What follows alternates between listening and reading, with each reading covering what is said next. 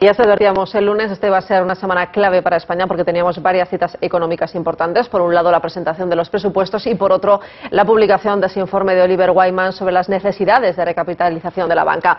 Pues bien, con todos los datos sobre la mesa, ahora toca analizarlos y para ello nos acompaña José Carlos Díez, nuestro analista y economista de cabecera. José Carlos, buenas noches. Buenas noches. Bueno, como decía, hoy se han conocido esos datos. Parece que va a hacer falta menos dinero del previsto inicialmente. ¿Una sorpresa o no? Bueno, pero es mucho dinero. Yo creo que la sorpresa es, por empezar por lo positivo, la mitad del sistema bancario español, incluyendo la mitad de las cajas de ahorros que están tan desnostadas, pues siguen estresando el escenario sin necesitar ayudas públicas. Eso hay países, por ejemplo Irlanda, otros países rescatados que no lo pueden decir, pero tener problemas en la mitad de tu sistema bancario pues es un gran problema. Yo creo que, porque lo entiendan los telespectadores, lo que hemos hecho hoy es una radiografía o un TAC.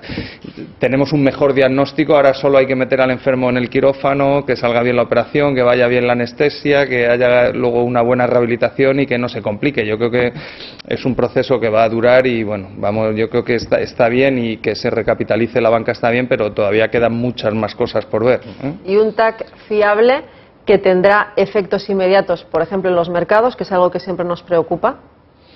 No, hombre, debería tener efectos positivos en las entidades que han aprobado, sobre todo en las que ya cotizan en bolsa. Aunque la bolsa ahora europea está en una situación mala, esas entidades están muy castigadas.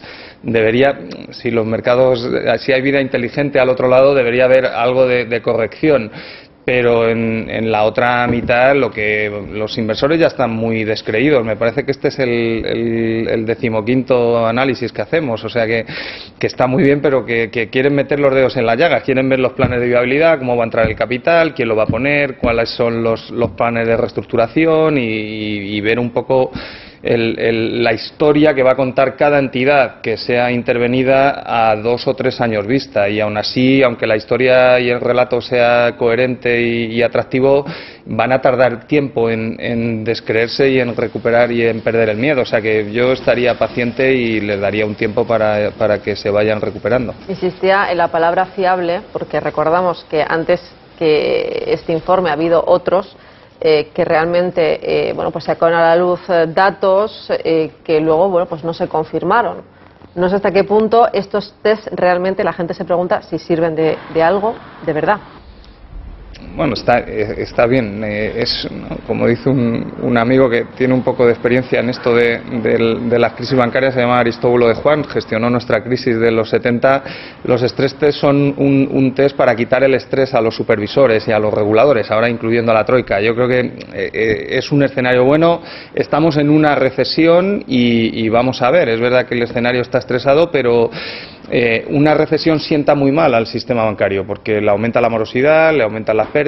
Cuando ejecutas la morosidad y te quedas las garantías y las viviendas y los pisos, las viviendas valen menos. Entonces, vamos a ver, yo sigo prudente. La verdad es que el escenario aquí y fuera de aquí, sobre todo en Europa, pues no invita al optimismo. Yo creo que nos queda un año muy duro y lo que hay que decirle a los telespectadores pues que seamos pacientes. Hay vida detrás del mundo, pero va a ser un año duro. Va a ser un año duro. Bueno, pues tenemos preguntas de los espectadores que nos las trasladan a través de Internet y Ana Gamar es la encargada de hacernos llegar esas preguntas. Y en este caso, Ana, hay que decir que nuestro invitado de hoy ha tenido bastante éxito. Ha habido bastantes preguntas para él, pero solamente hemos podido seleccionar 2. Sí, así es. Se nota que nuestros internautas agradecen poder hacer preguntas a José Carlos. Entre las 2 que hemos seleccionado, la de Marina Velasco, que pregunta ¿qué sería mejor para España? Y matiza, no para el gobierno, sino para el país, ¿pedir el rescate o no? Y casualidades de la vida, Carlos Díez, no José Carlos, sino Carlos Díez, quiere saber si la inminente cesión de activos al Banco Malo influirá de manera inmediata en los precios del mercado inmobiliario. Bueno, la primera, la verdad es que te han dejado pocas alternativas. En función de cómo han repartido las cartas y cómo a nosotros nos han tocado cartas, parece de pedir rescate, porque todo está condicionado a que el BCE intervenga y yo llevaba tiempo pidiéndolo aquí desde hace bastantes meses y es evidente que en cuanto ha intervenido ha reaccionado, pero el BCE exige que el país que vaya a recibir ayudas pida el rescate, por lo tanto parece que no hay mucha alternativa. A mí Lo que me preocupa es si el rescate y meter a ese enfermo en rescate y meter a ese enfermo en ese hospital es la solución. Tienen que aclarar las cosas. Lo que estamos viendo en los 3 países rescatados es que los médicos no son todos los fiables que deberían. Portugal acaba de incumplir su déficit público y va a acabar el año con un déficit del 7 o el 8% y está haciendo grandes esfuerzos. Irlanda tiene un déficit del 9%, los griegos tienen un déficit. Entonces te están obligando a ir por el camino de la austeridad y no consigues recuperar y bajar el déficit. Entonces yo creo que el gobierno tiene una papeleta muy complicada porque los interlocutores del otro lado, por lo que me cuentan, están poco favorables al diálogo y a la negociación. Entonces la verdad es que así, cuando uno negocia con alguien que no te escucha, pues es muy complicado. Vamos a ver cómo queda todo. La segunda pregunta. Bueno, no sabemos nada del banco malo.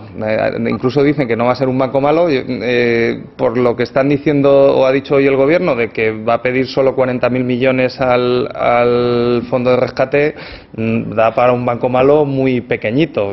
España no tiene credibilidad y especialmente en su sistema bancario. El propio gobierno ya ha reconocido que tenemos casi 200.000 millones de euros en activos problemáticos. Entonces, si sales a los mercados con un banco malo de 20.000 o de 25.000, pues es difícil que recuperes la credibilidad. Por aclarar un poco a los telespectadores, va a haber una parte donde los contribuyentes vamos a pagar y otra parte que se recuperará. El banco malo va a consumir mucho dinero al principio porque hay que darle un préstamo y hay que financiar la posición. No todo se va a perder. Habrá algunos activos que se compren y tengan un precio de recuperación, pero yo creo que cuanto más tiempo tardemos será peor. Hacer el banco malo no va a recuperar el crédito, tienen que pasar muchas más cosas, pero no hacerlo empeorará el crédito. Yo creo que hay que hacerlo y si tienes un préstamo de 100.000 yo lo usaría entero y haría un banco malo potente. Luego, si tenemos capacidad de recuperar y devolverlo antes, pues mucho mejor. Bueno, pues vamos a abrir la entrevista a los tertulianos que están deseando preguntaros, porque además es que tenemos muchos temas. Tenemos tema presupuestos, tema IPC, todos esos temas. Pues yo quería tocar una pequeña observación en el asunto del rescate. Comentaba José Carlos y es verdad que tienen que aclararse muchas cosas. Primero, que tiene que aclararse es quién puede rescatarnos, porque el norte de Europa no está por la labor que sí lo estaba hace unos meses. Entonces, en las próximas semanas, en el próximo Eurogrupo, que creo que es dentro de unos días, vamos a asistir a un curioso duelo de Italia con España, más Francia, ojo al asunto francés, que también está en la cola de los fastidiados, frente a Alemania, Holanda, Finlandia, que estuvo aquí el finlandés, y la cosa no está tan sencilla. Luego tú puedes pedir el rescate, resulta que no te lo dan. ¿Por qué? Porque el que te va a rescatar ahora dice que tampoco. Luego la cosa efectivamente está complicada. Y la pregunta del internauta era sobre la recuperación de los créditos inmobiliarios, del sector inmobiliario. Yo te quiero preguntar cuál es vuestro análisis sobre la recuperación del crédito en general. ¿Cuándo va a volver, qué previsión, cuándo va a volver a fluir el dinero para el pequeño empresario, para la pequeña empresa que es, me parece, la madre del cordero ahora mismo? Bueno, una de las partes, el principal problema de España es que, o de su sistema bancario, es que concedió más créditos de lo que teníamos de base de depósitos, de ahorro doméstico. Eso se financió en el exterior. Lo que hemos visto en el año 2012, y ha habido una pequeña ventana de emisiones, es que hay muy pocas entidades en España que puedan emitir en los mercados. Prácticamente han salido las 3 grandes y nada más. Eso significa que el resto de entidades están fuera de los mercados. Entonces, cuando te van llegando préstamos que te hicieron los inversores hace 10 años o 5 años y no los puedes refinanciar, el dinero tiene que estar disponible para pagar, porque si no, incumple los pagos y eso es muy feo, ¿no? Se montan unas cosas muy feas como Lehman Brothers y esas cosas. Entonces, ese dinero no está disponible para el crédito. Entonces, tiene que, primero, estabilizarse la economía y recuperarse y que la demanda de crédito se vuelva a recuperar. Ahora hay muy poca demanda de crédito. Y segundo, tiene que abrirse, los bancos españoles tienen que volver a emitir y a financiarse en los mercados. Si no, es muy difícil. Yo creo que hay un componente español que está en nuestra mano, que es lo que tenemos que hacer y centrarnos, pero hay un componente europeo y de que el euro no está funcionando que no está en nuestras manos. Por eso es tan importante que el Eurogrupo resuelva temas y vaya avanzando. Pero la verdad es que si uno mira, yo recibo llamadas de inversores de Tokio y de gente por ahí, nadie entiende a los europeos. Y claro, podría ser una película de los hermanos Marx, pero no tiene gracia. La gente está preocupada porque piensa que no va a recuperar los préstamos que hizo, ¿no? Entonces yo creo que Europa tampoco tiene credibilidad y debería empezar a ganarla, pero no parece que vaya a ser en este Eurogrupo. Ustedes los economistas defienden que al sistema financiero hay que apuntalarlo, ¿no? Hay que meter dinero, hay que ayudarlo, porque si se cae el sistema financiero, esto es un desastre. Pero vivimos en un país con muchísimos recortes y para los políticos es muy difícil de explicar que se está recortando la sanidad, que se está recortando la educación y que no, esto no va a costar dinero a los ciudadanos, porque al final, mi pregunta es, ¿esto va a costar dinero a los ciudadanos? Pues sí, ya está costando dinero a los ciudadanos. La propia Intervención General del Estado ha publicado las cuentas públicas de todas las administraciones conjuntamente y en el primer semestre ya se ha reconocido en el déficit público 5.400 millones de euros de ayudas públicas al sistema bancario y acabamos de empezar. Todo esto... todo lo que se vaya dando a las entidades y no puedan devolver y al final tengan que ser entidades nacionalizadas que tienen que recibir inyecciones de capital público, pues va a ser dinero de los contribuyentes. El tema es, bueno, yo lo he propuesto en varios sitios y aquí varias veces, lo voy a volver a proponer porque tampoco vas a... claro, yo creo que hay una propuesta que ha hecho el Fondo Monetario Internacional, que yo llevaba tiempo pidiéndola, que es que el Estado, cuando intervenga en una entidad, debe intervenir en la deuda de las familias. Si tú no paras la deuda de las familias y los embargos, lo que vas a consentir es que entren más viviendas en un sistema bancario que no las puede vender. Por tanto, tú estás financiando inventarios de viviendas. Si tú consigues que haya familias que se puedan quedar en la vivienda y con ayudas públicas se reestructura esa deuda, se baja la cuota de mensual, se les quita deuda y la familia sigue en la casa, cuida la casa, baja los costes de mantenimiento y al final es una ayuda indirecta también al sistema bancario, pero yo creo que el ciudadano percibiría que los bancos son necesarios para la economía y además de serlo, lo parecen, ¿no? Yo creo que medidas de este tipo ayudarían, no de mucho, pero bueno, por lo menos hay formas de hacerlo mejor, ¿no? Sí, yo iba a preguntar iba a cambiar un poco de tema, iba a preguntar por los presupuestos, ¿no? Te iba a pedir un poco que hagas de adivino. El gobierno dice, bueno, que estos van a ser los presupuestos de la recuperación. Es verdad que los cálculos están hechos sobre base quizá un poco optimista, teniendo en cuenta que calcula ya que a fin del año que viene, bueno, puede empezar un principio de recuperación. Mi pregunta es si compartes este punto de vista de que dentro de un año estamos en el principio de la recuperación y si evidentemente, como dice el gobierno, estos van a ser los presupuestos de la recuperación. Bueno, hago de adivino y me pagan y todo por ello. Los servicios privados hacemos previsiones también y tenemos un cuadro macro. La semana que viene saldrá el consenso. Yo anticipo las mías. Más o menos el consenso está en torno al 1,5% de caída de PIB. Pero yo creo que todavía es más importante, todos los analistas privados estamos viendo un aumento en la tasa de paro y destrucción de empleo el año que viene y en los presupuestos eso no está. Eso significa que además de que el PIB caiga y los ingresos no vayan a ir en línea con lo previsto, vas a tener desviaciones de gasto por el lado de las prestaciones por desempleo, la seguridad social baja de cotizantes y tendrá un déficit mayor, que eso sí lo contempla el presupuesto. En esa situación, la verdad es que el presupuesto nace ya tocado de credibilidad. Los medios internacionales y los analistas no lo están interpretando bien, sobre todo la prensa alemana. Yo creo que por hacer análisis, si el presupuesto colase y la troika aceptase, yo creo que sería un buen presupuesto, porque a mí personalmente hacer un ajuste fiscal el año que viene superior a 2 puntos de PIB en una economía como la que vamos a tener es totalmente perjudicial. Se está viendo en Portugal, se está viendo en Irlanda, se está viendo en Grecia. Los países tienen un límite para hacer ajuste. Y luego, en el otro lado, tiene que haber algo. Un país que hace un ajuste fiscal lo que hace es contraer su gasto interno y su demanda interna y salir vía exportaciones. Nuestras exportaciones de coches están cayendo un 30%, porque los alemanes no se compran coches. Alemania, en agosto, ha dado la primera destrucción de empleo en un mes desde que acabó la gran recesión en el año 2009.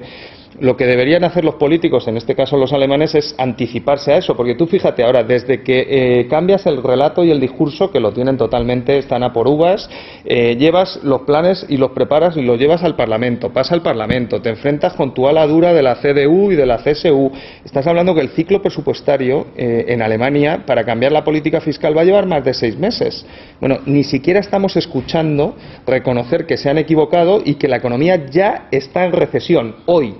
Yo llevo diciéndolo desde la primavera, ya están en recesión y en Europa no hay ningún cambio. Yo creo que la verdad que las perspectivas, con un ajuste interno y sin capacidad de nuestras empresas de exportar en el exterior, menos mal que ha habido un buen año turístico y bueno, y puede que hasta haya lluvias y tengamos menos necesidad de traer petróleo, pero es que es imposible que una economía crezca en ese escenario, ¿no? A mí me gustaría entrar un poco más en el detalle. En el tema de los presupuestos, por supuesto, incurre en una mayor presión fiscal en muchos ámbitos. ¿Hasta qué punto estás de acuerdo en que esa mayor carga impositiva va a suponer una mayor generación de ingresos para la caja del Estado? Y dos, ¿cómo explicas que alguna partida, por ejemplo, que se han encarecido las plusvalías a corto, se han puesto un mayor tipo, se va a recaudar solamente 90 millones de euros y, sin embargo, tú que hablas con inversores, ¿qué valoración haces? Puede ser que suponga rechazo para determinados inversores que quieran invertir en España, huyen, o sea, solamente vamos a recaudar 100 millones y, sin embargo, muchos inversores, por esa mayor tasa impositiva, pueden huir de España. Es decir, ¿qué opinas de esta mayor presión fiscal y de estas plusvalías a corto si va a producir ciertos rechazos de la inversión extranjera en nuestro país? Bueno, todos los impuestos generan costes y daños. El tema es que hay que financiar el gasto público. que esto de analizar que un impuesto tiene costes, claro, es evidente, ¿no? Siempre a alguien le quitas el dinero y le generas... Son solo 90 millones de euros. Sí, pero claro, entonces 90, yo algunas tardes no gano 90 millones. Como empecemos así, nos recaudamos. Yo creo que lo he contado también aquí, lo vuelvo a repetir, España vivía en una burbuja y no solo en el sector inmobiliario. Los ingresos fiscales se han desplomado, lo contó el ministro de Hacienda. Hemos perdido 7 puntos de PIB de recaudación. Si conseguimos que la economía crezca y recupere, va a volver a crecer la presión y la recaudación, pero no para cubrir la necesidad. Entonces, España tiene unos ingresos fiscales y una presión fiscal similar a la de los Estados Unidos y unos gastos y unas prestaciones sociales similares a las europeas. Estos dos mundos son insostenibles. Yo creo que a mí me gusta más el de las prestaciones europeas. De hecho, Obama también quiere venir aquí. España tiene que aumentar su presión fiscal. Creo que se ha tocado el impuesto de sociedad, de IRPF o el IVA. Creo que hay mucho margen para subir el impuesto de sociedades. A las empresas que les va mal no dan beneficios, por lo tanto no les grava. A las empresas que les va bien y multinacionales les estamos dando un crédito fiscal. Entonces, España no está para dar créditos fiscales. Las que estén aquí tienen que pagar e incluso pagar menos que Irlanda. Y yo creo que lo que hay que hacer es, el sector público es como un transformador de luz, coge impuestos y los transforma en gasto público y redistribuye la renta. Hay que mejorar el transformador de luz. Yo creo que tenemos un transformador muy grande y sobra transformador. Hay que eliminar las diputaciones, sobran ayuntamientos y podríamos haberlo hecho gradual. Creo que el momento del gradualismo ya pasó, ahora hay que tomar decisiones. José Carlos, el otro día el Lehendakari dijo que buscar la independencia por motivos económicos es un mal negocio. Lo dijo Patxi López, con motivo de esas ambiciones soberanistas de Artur Mas. ¿Cuál es esta como tú? Pues los procesos de integración generan bienestar y aumenta la renta por habitante. España es un buen ejemplo. Desde el año 86 que entramos en la Unión Europea, pues hemos ido acercándonos al promedio europeo. Los procesos de desintegración pues generan bastante malestar. Es el proceso contrario. Puede ser viable. Yo creo que en esta situación actual hay un componente que no se está comentando y que yo sí he comentado por ahí, que es la parte financiera.